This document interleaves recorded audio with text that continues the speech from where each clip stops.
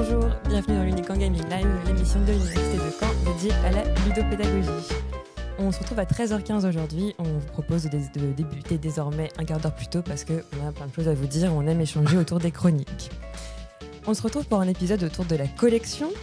Et on est honoré d'être autour du plus grand collectionneur à cette table qui a comme grande fierté d'avoir fini la série 151 Pokémon en un an. C'est vrai. Bonjour Damien. Bonjour Florine. À ma droite, il collectionne les t-shirts à messages, je le cite, les digressions et les fractures. Jérôme Le Gripagès, bonjour. Bonjour Florine. Et puis, il collectionne les cartouches de jeux, les Gundam, les mangas. Et il a acheté un Uno Pokémon et il est juste en vente. Arthur Gatté. Pas du tout, je m'en vante pas du tout, bonjour. Et tu l'as remis sur Vinted, c'est ça? Non, mais ça va pas tarder, je pense. Nous avons en régie Lucie Tamboise qui, elle, collectionne les belles plantes et les belles éditions. Hello Lucie. Et puis aussi, il y a Florine qui collectionne. Alors mince, je me souviens plus. Alors si c'est les canards, ça je m'en souviens bien, c'est une collection de les canards en plastique. Par le passé. Par le passé. Et là, si la collection est quand même amusante, tu collectionnes les souvenirs dans des petits carnets. C'est un peu flippant parce que dans quelques années, effectivement, ça pourrait ressortir dans une enveloppe un peu. Ouais, oui. Je saurais que c'est quoi, Jérôme, mais très bien. La série Disclaimer, je sais pas si vous regardez. Non. Eh bien voilà, des références. Donc on a spoilé Disclaimer. Oui. Alors pour cet épisode, on va avoir 3 chroniques. Vous avez chacun un petit peu votre spécialité sur le sujet de la collection. Et on commence comme traditionnellement avec toi, Jérôme, pour un ticket. Je regardais le titre de ta Florine. On ne regarde pas.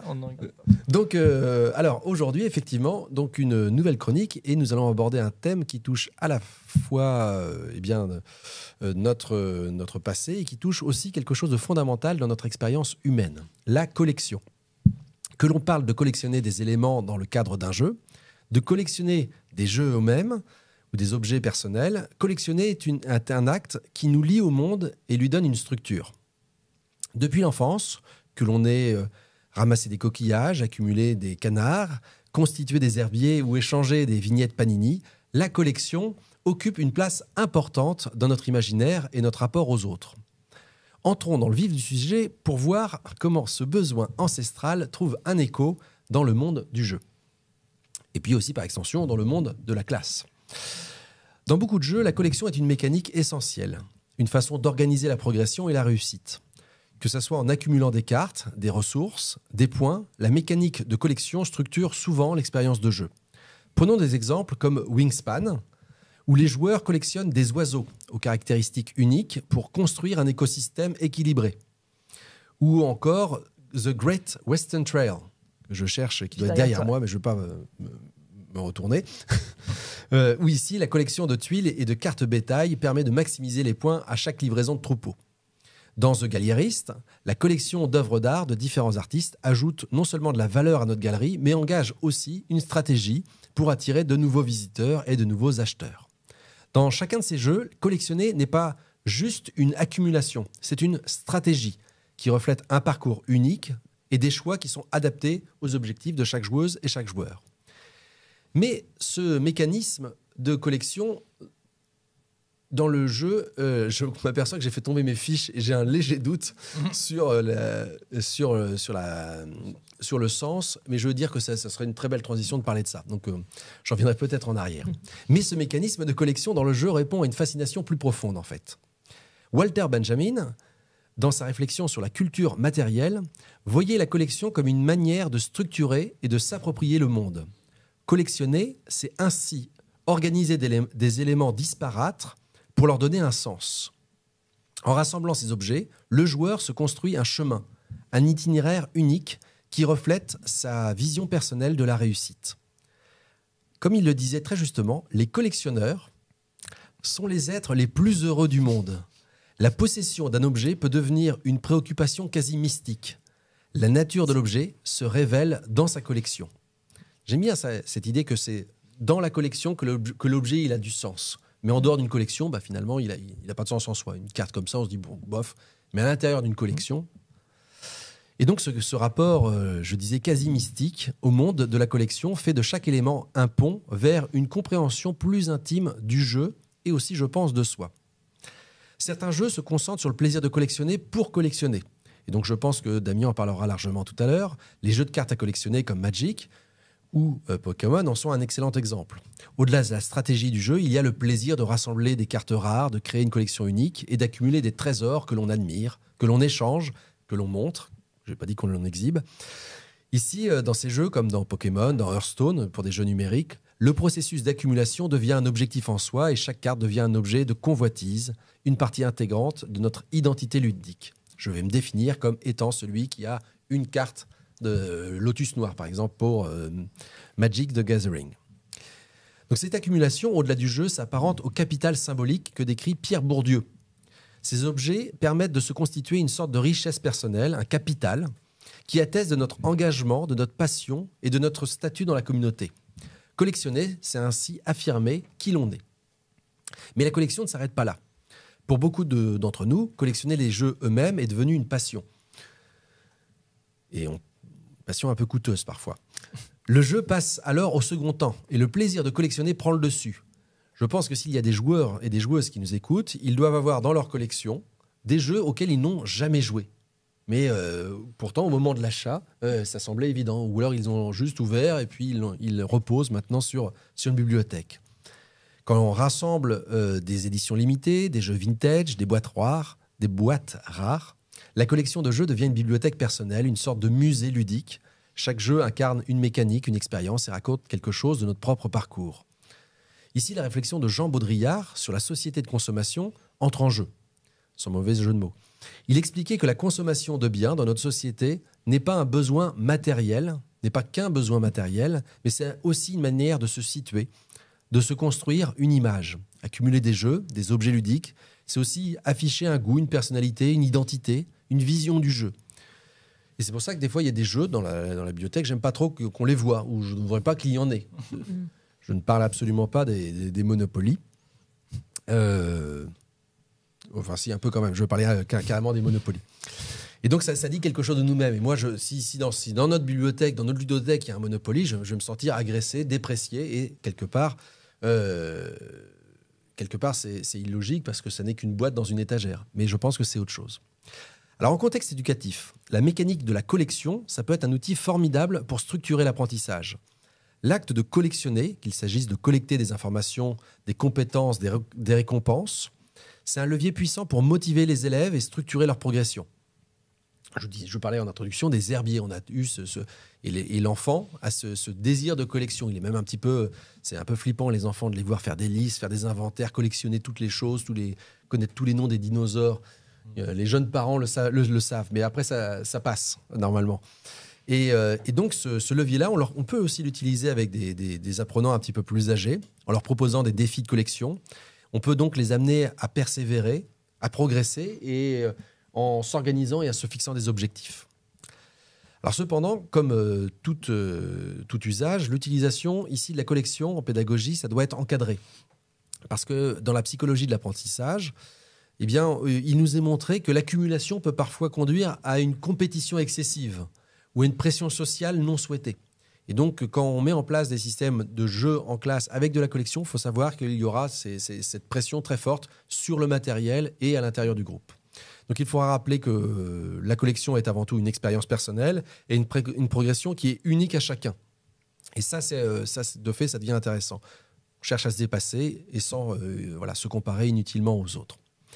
Alors, au-delà des cartes, des jeux, des objets, qu'est-ce qui nous pousse vraiment à collectionner en conclusion ?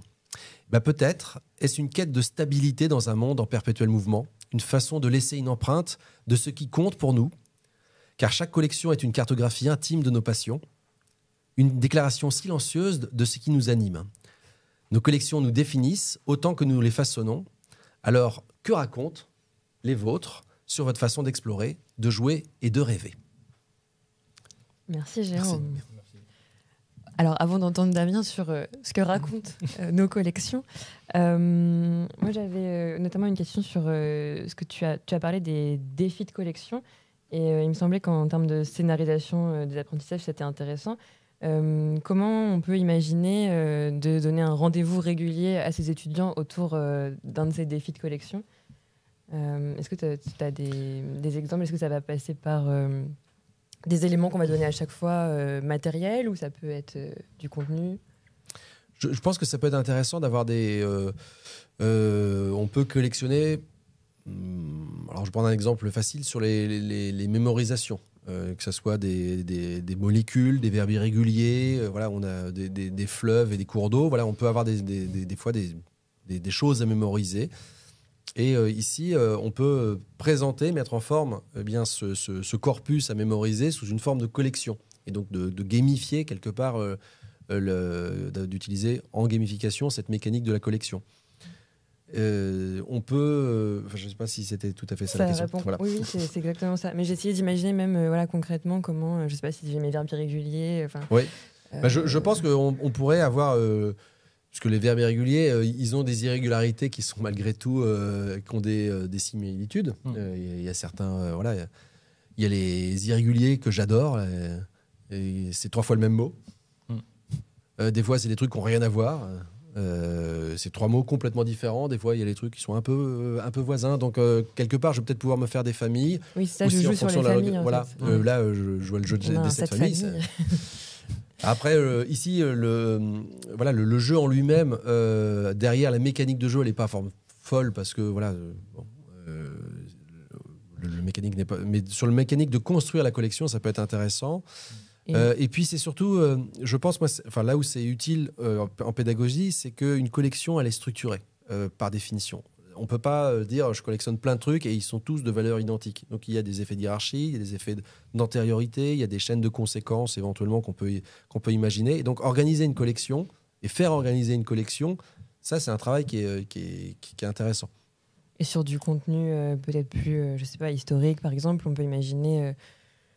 créer un jeu d'enquête où tu lui donnerais à chaque fois à chaque cours un élément différent qui ferait que tu relancerais à chaque fois l'attention. C'est l'enquêtrice là qui. C'est l'enquêtrice qui parle. Bah oui, bien sûr. Ça peut être construit comme ça. On peut. Ça peut être compétitif. On peut avoir un nombre de pièces qui est limité et un seul d'entre nous pourra finir sa collection. Je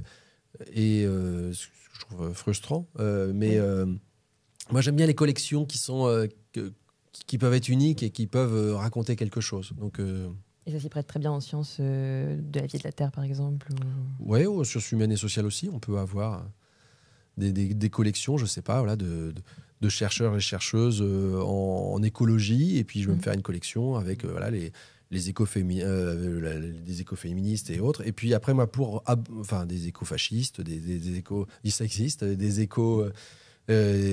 éco-marxistes, voilà, on peut avoir toutes cette famille-là. Et puis moi, celle que je vais mobiliser pour pouvoir aborder, je ne sais pas, ce sujet-là, j'aurai ma collection à moi.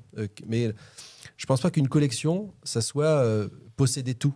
Enfin, je ne suis pas un collectionneur. Moi, je pense que c'est posséder bien. Mais je pense que non, parce que si tu as des trucs, des cartes à 0,01 centime et qui n'ont aucune valeur, et qui sont toutes moches et qui n'ont jamais de valeur, si quand même.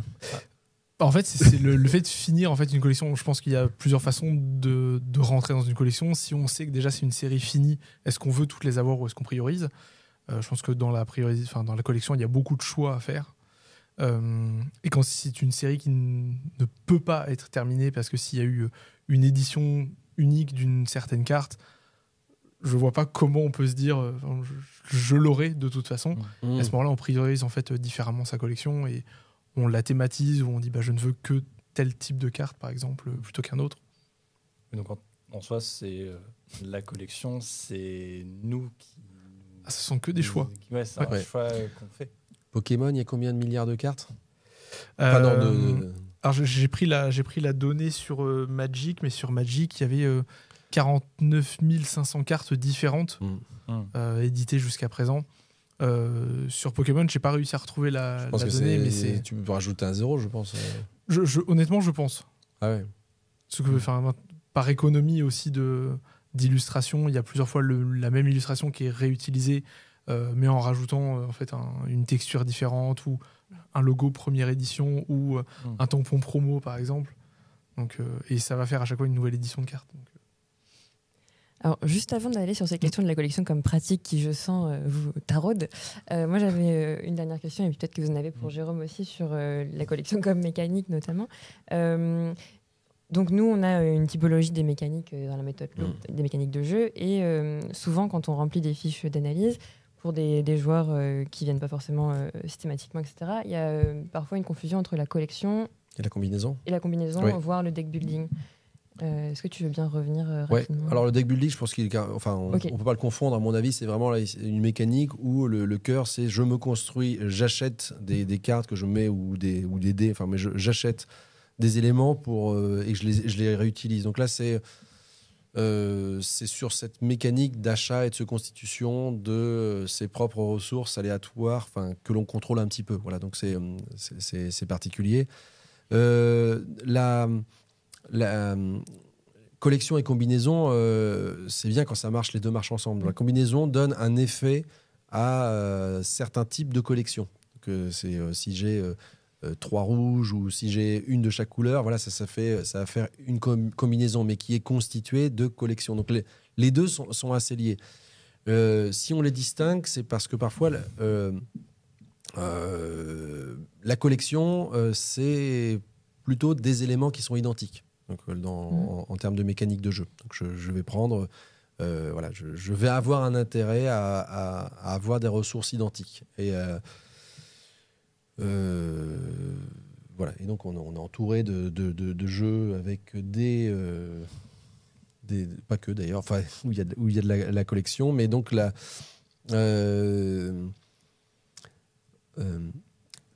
souvent dans la vraie vie, à moins d'aller sur un monopole, économiquement, c'est pas si intéressant d'avoir en plein d'exemplaires une seule ressource. Dans les jeux de collection, justement, ça a un sens d'aller chercher ça. Je suis en train de chercher le jeu où on collectionne des nains. Nidavellir est derrière toi. Ah oui, il est derrière moi, merci. Et là, c'est un jeu où on collectionne des nains. Alors, dit comme ça, c'est... On se constitue une armée en allant dans une taverne à moitié, oui, parce qu'on va au bout des stéréotypes. Trois tavernes. Voilà. Et donc dans les terres du milieu, on est taxé de racisme terrible anti-nain. Et donc là, on recrute des nains. Et là, en fait, on gagne à faire des collections. Mais la frontière avec la combinaison n'est pas si loin. Donc là, c'est vraiment aller identifier des éléments identiques et ça va donner de la valeur. Et là, la valeur... plus il y a une règle de progression qui doit être un peu arithmétique. Si j'ai 3 cartes identiques, ça me fait 3 points. Si j'en ai 4, ça m'en fait 8. Et puis si j'en ai 5, ça m'en fait 12. Voilà. Donc il y a quelque chose 15. Voilà. Enfin, il y a quelque chose qui m'encourage à avoir ce type de comportement. Et c'est important parce que sinon, si j'ai pas cette mécanique-là, je vais acheter n'importe comment, où je vais me dire ils ont tous la même valeur et donc je vais juste regarder le dessin ou je sais pas, je vais pas avoir de choix stratégique. Là, le fait qu'il y ait cette mécanique de collection, ça m'amène à sélectionner en fonction d'une stratégie globale sur la partie. Merci pour cette clarification nécessaire.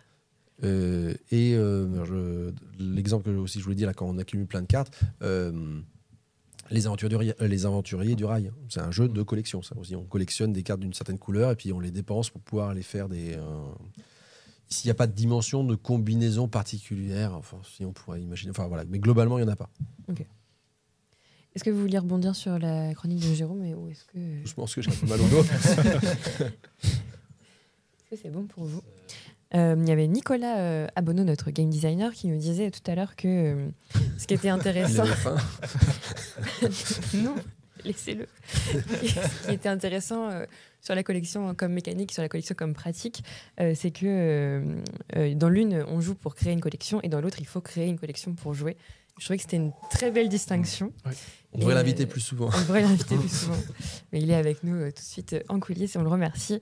Et c'était aussi une belle transition, Damien, pour te donner la parole, pour nous parler des trading card games que tu connais très bien. Tout à fait, merci. Parce qu'en effet, Pokémon, pour jouer au jeu, par exemple, il faut collectionner beaucoup de cartes pour avoir un deck de plus en plus puissant pour espérer gagner. Donc voilà, je voulais vous parler un peu plus précisément donc, des TCG, donc les Trading Cards Games, et en français, jeux de cartes à jouer et collectionner. Et difficile de parler des TCG sans parler donc de Wizard of the Coast, un des premiers éditeurs, distributeurs de de cartes dans le monde. Et avec comme premier gros succès donc, Magic the Gathering par Richard Garfield en 1993. Et Wizards of the Coast ont eu les droits pour distribuer ensuite Pokémon, donc ça en 99, suite à un énorme succès au Japon de la licence Pocket Monster. Donc voilà, j'ai pris des petites cartes pour illustrer mes propos au fur et à mesure, mais avant de ressembler, je prépare pour la caméra, mais avant de ressembler à ça, donc on était sur ce type de logo, donc Pocket Monsters. Ah oui. C'est génial. Parce que nous, les enfants qui ont grandi dans les années 90 et plus, on a connu ce modèle-là, surtout. Ouais, tout à fait. Donc, voilà, au Japon, ça a commencé sous Pocket Monsters en 1995 par Media Factory. Et donc, voilà, succès grandissant, distribution également du jeu vidéo par Nintendo, et ensuite, récupéré par Wizards of the Coast, et ensuite impression internationale, et de nouveau gros succès, puisqu'aujourd'hui, Pokémon, par exemple, dans le monde, donc la dernière donnée, mars 2023, c'est 52,9 milliards de cartes imprimées. Incroyable. Voilà, c'est juste hallucinant, donc sans compter derrière les produits dérivés, et t'en as combien, etc. J'en ai à ce jour 1000. Je ne pourrais pas dire. Entre les doubles et celles de la collection, je ne pourrais pas dire. Au moins, quand même plusieurs milliers, je pense. Derrière, voilà ces succès, donc Magic, Pokémon. Donc j'avais même ramené quelques petites cartes Magic. Oui. On a également Harry Potter. Harry Potter, le TCG, qui a connu son petit succès également en 2001. Et qui, en fait, après le succès grandissant donc, de Pokémon, Magic, etc., qui est revenu de manière cyclique, Pokémon ressort de nouveau et trouve de nouveaux joueurs et collectionneurs. Mais voilà, ça fait partie des petites licences de Wizards of the Coast qui ont bien fonctionné. À ce jour, il y a plusieurs centaines de TCG qui existent dans le monde. Et c'est une communauté qui réunissait en 2015 37 millions de joueurs par mois. Donc, ce qui est une donnée assez impressionnante. Je ne parle que des joueurs, puisque voilà, les collectionneurs ne sont pas... Et les joueuses, oui. Mais les collectionneurs ne sont pas comptés dans cette donnée. Mais il faut savoir que pour l'exemple de Pokémon, par exemple, c'est pas un super jeu en soi, on en a déjà parlé plusieurs fois. En revanche, c'est plutôt un objet de collection, à la différence de Magic, qui est, à mon sens, un bien meilleur jeu, plus équilibré. On en parlait en préambule, mais par exemple, dans Pokémon, il y a une mécanique qui est récurrente, c'est celle c'est un pile ou face avec un jeton. Et voilà, typiquement sur la carte qui est là, ça tombe bien. L'idée, c'est de flip a coin. Je vais l'avancer un petit peu. Ouais. Donc, en faisant un pile ou face, en fait, on a la possibilité de faire davantage de dégâts. Et dans certaines cartes, on a même la possibilité de relancer une pièce systématiquement et sans fin. On ajoute des dégâts, et tant qu'on n'est pas tombé sur pile, on continue de faire des dégâts. Donc, on se rend bien compte qu'avec ce type de mécanique, en fait, on peut se retrouver à perdre trop facilement, et en fait on est soumis à l'aléa très facilement. Donc voilà, ça c'est des petits éléments de jeu qui sont un peu embêtants. En revanche, ce sont des jeux qui nourrissent aussi les intérêts pédagogiques, puisque j'ai retrouvé un article de John Prives en mathématiques sur la construction de decks Magic, et qui s'en sert en fait pour vérifier des modèles de probabilité. Et donc en fait, il a invité ses étudiants à construire différents decks en fonction de différents modèles de probabilité, et donc il les invitait à construire leurs decks de façon différente, à les tester et de voir quels étaient les joueurs et les joueuses qui avaient l'impression de maîtriser davantage leur deck par rapport aux autres, et lesquels étaient plus comme voilà, on connaît les cartes que l'on va tirer à l'avance. Il faut allier une quantité suffisante donc, de terrain. On m'a dit qu'on a besoin de terrain pour jouer ces cartes et de cartes monstres. Donc voilà, il vérifiait des modèles de probabilité avec le jeu Magic. Je tombais également sur un article de Christophe Zott et Raphaël Amit qui avait pris Pokémon comme exemple de modèle économique. Et parce que ça reste un gros... Enfin, pour moi, derrière le jeu de cartes, c'est aussi une énorme... C'est Nicolas. distraction. C'est ça d'être en public. Oui, c'est les enjeux du direct. C'est une usine à Afrique assez impressionnante. Il y a beaucoup d'objets détournés. Il y a beaucoup de vendeurs, revendeurs, revendeurs, de personnes qui vont dans les supermarchés acheter des cartes pour empêcher les enfants d'aller les avoir directement pour les revendre plus cher. Et dans leur article, ils parlaient en fait de la création numérique de valeur avec Pokémon et tous les enjeux de spéculation qu'il y avait derrière.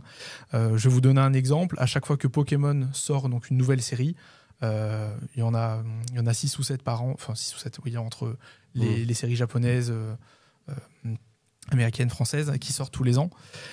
Aujourd'hui, il y a des personnes qui sont payées à la sortie de chaque série pour ouvrir en fait en masse, donc vraiment des quantités astronomiques, pour ouvrir des cartes, puisqu'ils les reçoivent avant que les séries sortent officiellement, pour trouver uniquement les cartes les plus rares, pour ensuite les faire grader et les vendre le jour de leur sortie à leur pic en fait de valeur. Et la valeur à l'unité sur Internet, elle ne repose uniquement que sur le souhait des personnes de l'acheter et leur rareté. Et donc il va y avoir dans le cas de Pokémon des Pokémon un peu plus iconiques comme le Pikachu, le Dracofeu, ces choses-là, qui sont des Pokémon de la première génération. Et donc on a une valeur qui explose au moment de la sortie. On a des fluctuations du marché au fur et à mesure des mois. Et donc, ils ont fait tout un article sur justement ce modèle bien précis, la façon dont les gens s'en emparent.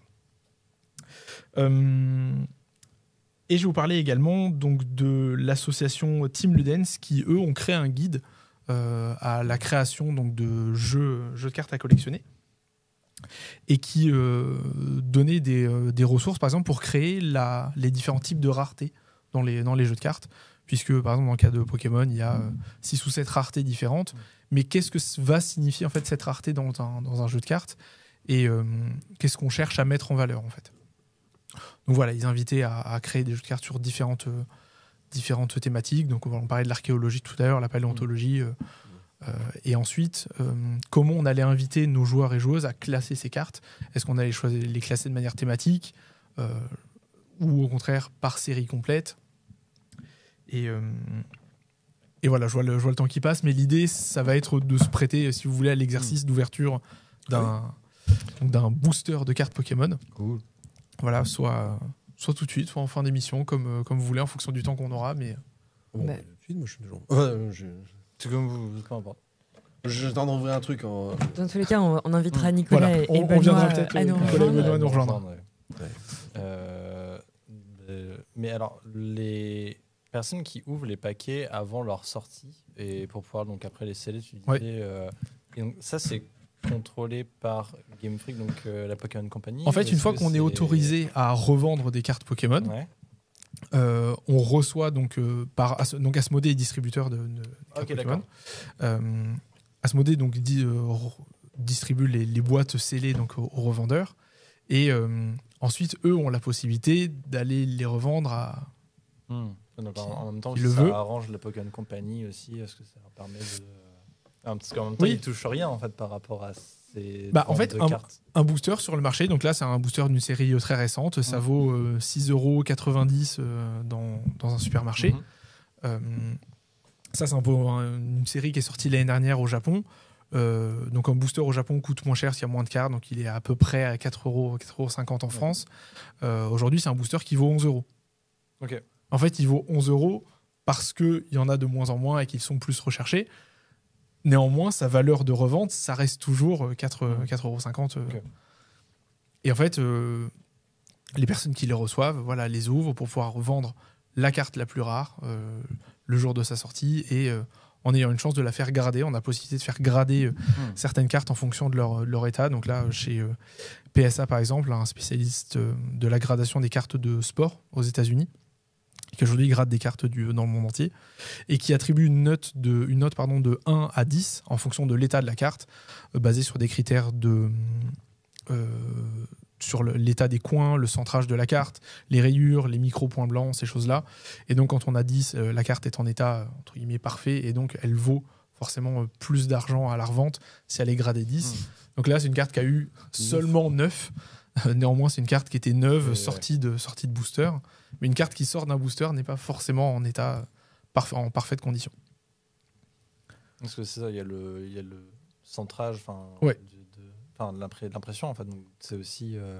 Il y a des éléments qu'on ne maîtrise pas du tout. Ça. Et voilà, après ça, il y a une quantité connue du nombre de cartes gradées de telle ou telle carte et qui augmente forcément sa valeur. Et alors en Europe, c'est le jeu de cartes ou le jeu vidéo qui est arrivé avant Parce qu'il y a aussi Pokémon. Ça avec Pokémon, c'est surtout le fait que, par exemple, les enfants, en tout cas les personnes achètent les jeux de cartes, soient si fans du jeu de cartes, c'est parce qu'il y a le jeu vidéo et toutes les autres licences derrière. En fait, le jeu vidéo est sorti donc au Japon d'abord par Nintendo et est arrivé, à mon avis, soit un tout petit peu avant, soit quasiment en même temps que Wizard distribue les cartes Pokémon en France. Et donc, ils ont sorti la première édition en 99 en Europe et aux États-Unis. Et donc, il y a eu une demande assez hallucinante. Et ensuite, ils ont sorti donc l'édition illimitée, basée sur les mêmes cartes. Mais ça s'est fait en même temps que la distribution du jeu vidéo. Mais je pense qu'il y a eu en France des collectionneurs de cartes avant qu'il y ait davantage de joueurs de jeux vidéo Pokémon. Donc elle était sortie sur Game Boy. C'était la Game Boy Advance. Donc c'était la première, c'était rouge feu, vert feuille. Et vert feuille, ouais. Ça me parle pas. En fait, quand j'ai commencé à jouer à Pokémon, c'était j'étais même pas sur ces premières salles. Ah oui, non, c'est super vieux. C'est 99. C'est 99. C'est hyper vieux. Pardon, excusez-moi, j'avais 1 an. Voilà. Ce serait intéressant dans le chat si vous pouvez nous dire si vous-même avez si vous voulez dire votre âge, si vous avez des pratiques de collection, si vous connaissez un peu notamment Pokémon et si vous jouez avec vos cartes à collectionner ou si vraiment ce sont des objets d'art. Parce que tu disais de façon assez intéressante que ça se prêtait pas forcément à jouer. Non, pas très ludique. Il y a néanmoins des tournois tous les ans. Ça, c'est une carte promotionnelle des Worlds de 2024. Donc, de nouveau, pour moi, on alimente le concept de rareté et de valeur des cartes, valeur marchande, puisque les cartes scellées qui sont données aux Worlds valent un peu plus d'argent, parce qu'on ne les trouve que là-bas. Il y a une quantité infime de cartes qui sont données aux arbitres, aux joueurs. Il y a des cartes trophées. Et ces cartes-là sont achetées par des collectionneurs avant même que les tournois aient lieu, parce que pour chaque carte trophée, par exemple, il n'y en a que 10. Je vais vous parler par exemple de la carte Pikachu Illustrator. C'est aujourd'hui une des cartes Pokémon les plus chères jamais vendues. Elle a été achetée par Logan Paul donc en PSA 10. Il n'y a que 2 ou 3 exemplaires de cette carte dans le monde et donc elle a été vendue pour plus de 5 millions de dollars. D'accord. Ouais. C'est pas le même budget. Ça me rappelle Charlie la chocolaterie, moi, un peu. Ouais. Oui, le ticket d'or. Le ticket d'or. Mais en fait, il n'y a pas de chocolat, quoi. Ça reste un jeu de loterie parce qu'en fait, on est tous entre guillemets égaux face à la probabilité de tomber sur une carte rare dans un booster. Quand on sait d'où vient le booster, parce que de nouveau, il y a ça comme billet quand on achète des cartes.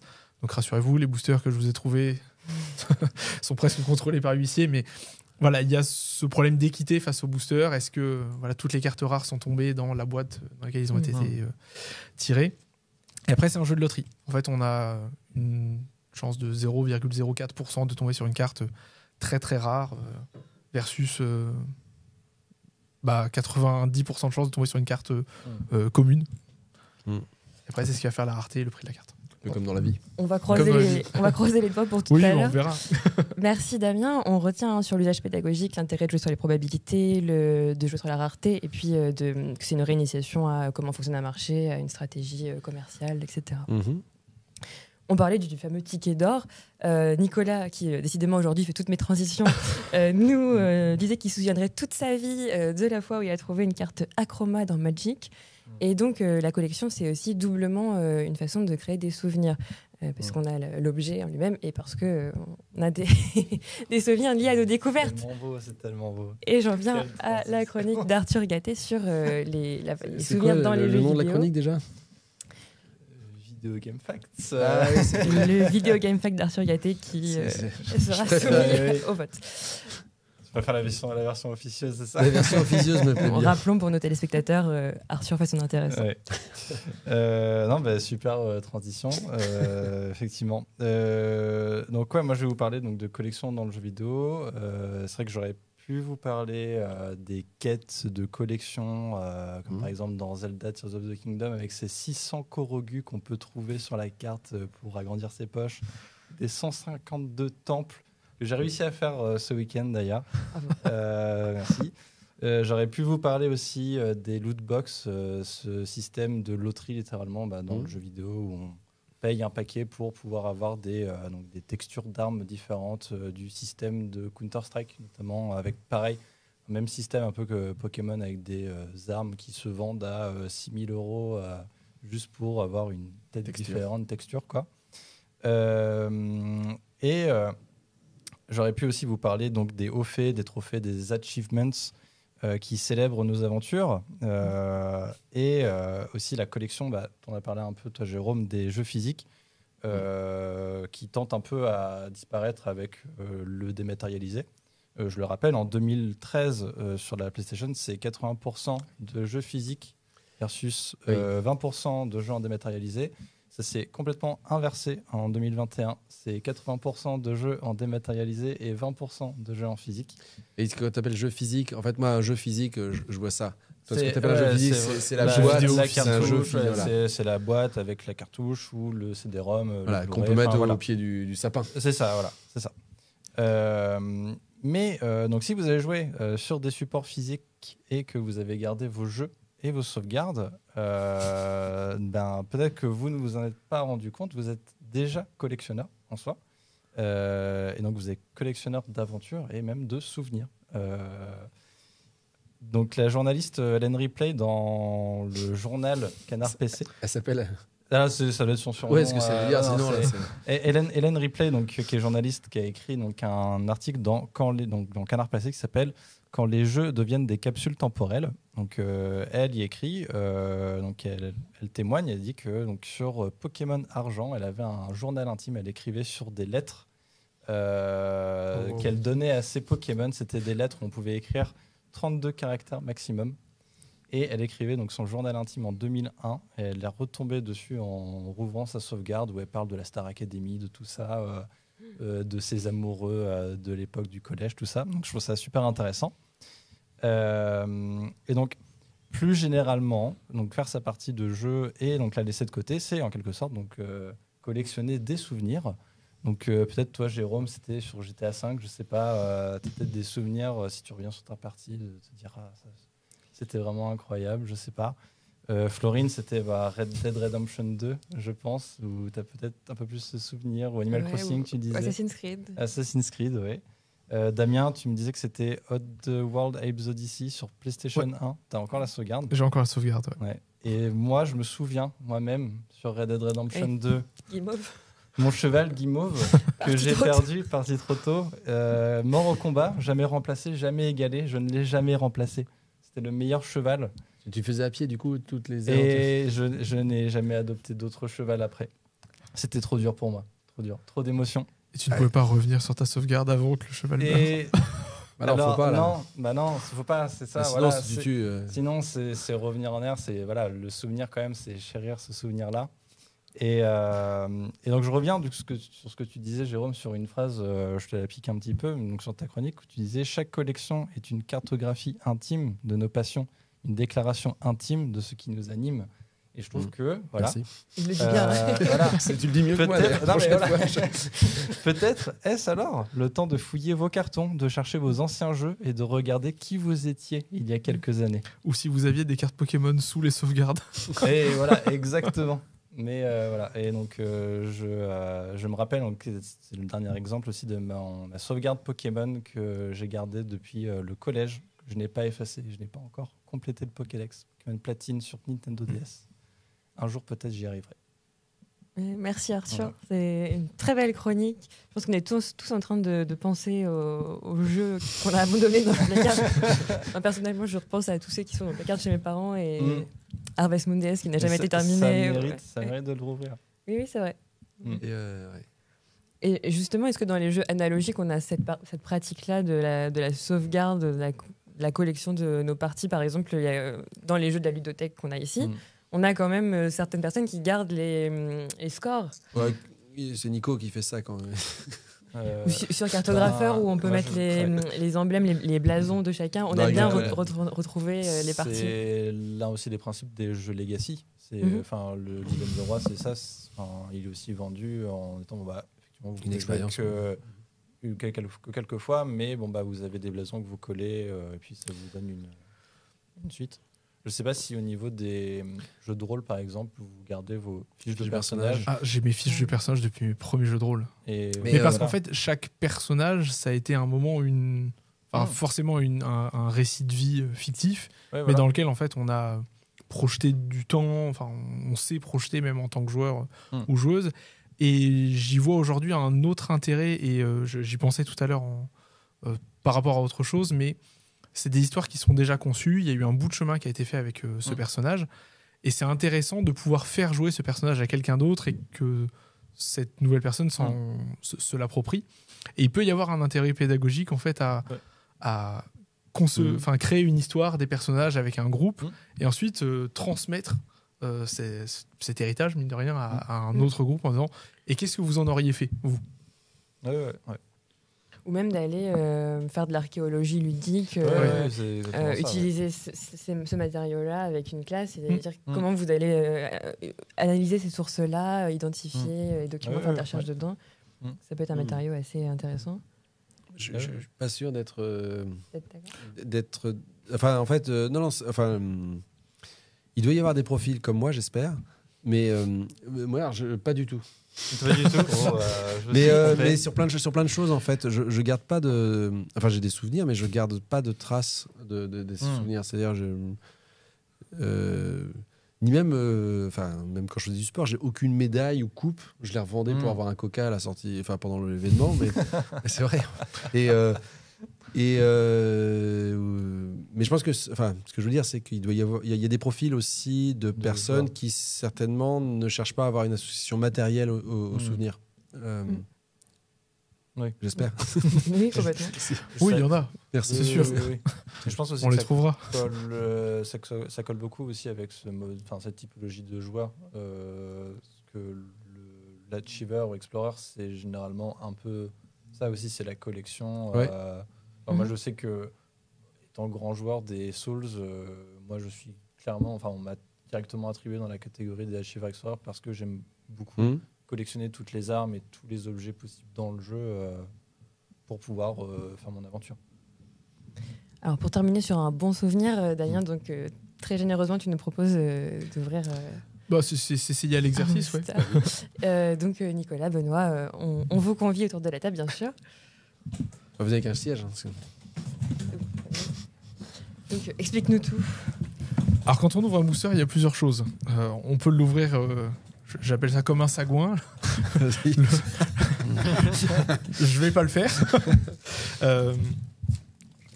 Bonjour Benoît. L'idée c'est que potentiellement, les cartes qui sont dedans peuvent avoir de la valeur. Donc un Nicolas, on ne plie pas son booster, on le range pas dans sa poche. Ouais, voilà.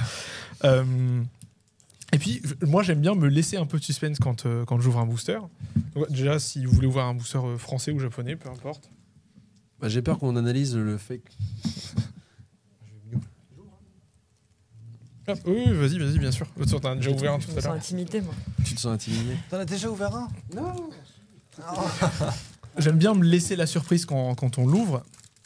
Donc, la carte la plus rare est souvent la dernière. Donc, en fonction des générations, elle est voilà, plus ou moins derrière dans le paquet. Toujours les petits derniers qui sont. Donc, Oui. j'aime bien donc ouvrir le booster par l'arrière, qu'on ait voilà, uniquement le dos de la carte devant. J'ai peur de lui faire Tu du peux mal. avancer peut-être sur la. Vous pouvez juste Je peux entendre tirer la languette comme ça. Tu peux faire ça sur la caméra. Ouais.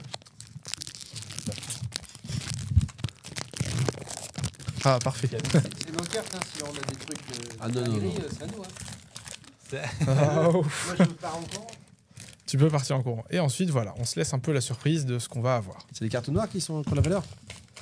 Non, ça vaut rien. Il y a un code, pourquoi il y a C'est pour le jeu un des jeux en ligne où en fait avec le code on peut voilà récupérer certaines cartes dans le jeu. Et ensuite donc voilà, on va passer les cartes les unes après les autres. Dès que ça commence à briller, ça veut dire que ça traduit une certaine T'es un rareté. chelou, toi. Faut pas se spoiler. Hop. Et ainsi de suite. Donc jusqu'à la dernière. Ah, on a quasiment eu tous les trois la même carte. C'est un peu rigolo. Soporifique. Il y a un message. Alors Benoît vient d'avoir une carte. Oh, la belle prise. Oh là, c'est le cas. Non, Alors, Tortank. Là, c'est une très très très belle carte. Donc c'est un Tortank Elle est en version secrète. Alors c'est une carte que j'ai jamais par exemple réussi à avoir dans un booster. Donc j'ai dû l'acheter. Et c'est une carte qui a un peu de valeur sur le marché. Elle vaut entre 90 et 95 euros par exemple. Donc c'est une très très belle carte. Donc on va la poser doucement et on va même la protéger. Et moi, j'ai un paquet de cigarettes. Un Terraclope. Magnifique. Donc voilà, le fameux Tortank. C'est une très très belle carte. Moi, j'aime bien la famille patate que tu viens de choper. Ah, le trio piqueur. Ah, pardon. C'est... Non, ça c'est une mignon, carte ça. rare simple. Oh là là, j'ai rien. J'ai mal choisi mon booster. Ça, c'est une carte par exemple qui brille beaucoup mais qui est pas si rare que ça. Un Péchaminus. Rien que le nom, ça fait pas. Ah, Jérôme, il y a une belle carte rare aussi. Carapuce. Ouais. Ouais. Ouais, c'est une carte qui est. On ne pourra pas le voir à la caméra, mais c'est une carte qui est texturée. Donc c'est aussi une carte secrète, mais moins rare que l'autre. Désolé, Jérôme. C'est celle-là qui doit pas valoir grand cher. Non, c'est une carte énergie. Psychoquack. Ah, Arthur a une très belle carte aussi. Donc une, Elle est jolie. une carte Elle est psychoquack. J'ai pris le mauvais booster. Aïe, aïe, aïe. Il y a un autre booster à ouvrir ou pas C'est fini. Il peut en rester un si tu veux, mais je pense que voilà, ça risque de faire un peu long. Merci Il pour est cette expérience. Ouais. Donc voilà, donc c'est une carte. Ils s'ouvraient. Oui, si tu veux. Donc évidemment, nous, de notre côté, on va continuer à regarder toutes ces cartes. Et on peut te retrouver, Damien, une chaîne Twitch. Non, je n'ai pas de chaîne Twitch. Merci en tout cas à tous. On va regarder ça avec plaisir tout à l'heure. On se retrouve dès mardi prochain à 13h15. Et on vous souhaite une bonne semaine. Amusez-vous bien. Merci. Bonne semaine. À bientôt. Au revoir. Merci. Elles sont nulles.